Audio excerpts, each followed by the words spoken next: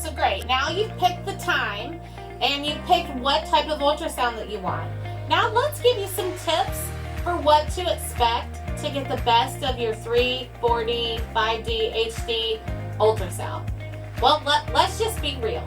Ultrasound is a sound wave that has to penetrate all the layers to get to the baby, and then it'll bounce back up, and it has to re-penetrate all those layers.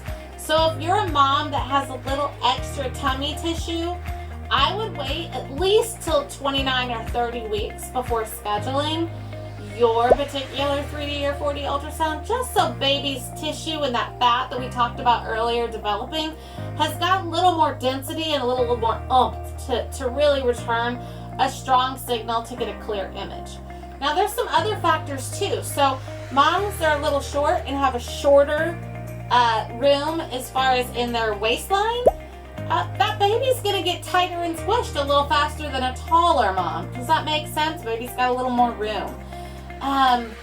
Moms that are really, really, really skinny and just only balled up like a little basketball, probably those moms might need to come sooner than later because there's just nowhere to go. So baby's naturally going to ball up. Now, is it bad for your baby? Of course not. Everybody's body's made differently, and we love and celebrate them all, but there are better times than others.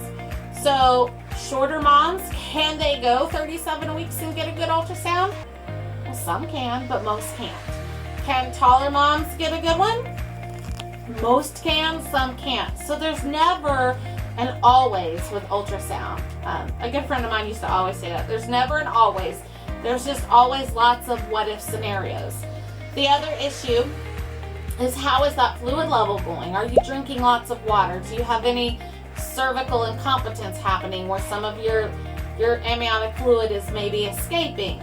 All of those things come into account, and I'm not talking about drinking 8 ounces of water before your ultrasound appointment. We don't need a full bladder, we need a full amniotic sac.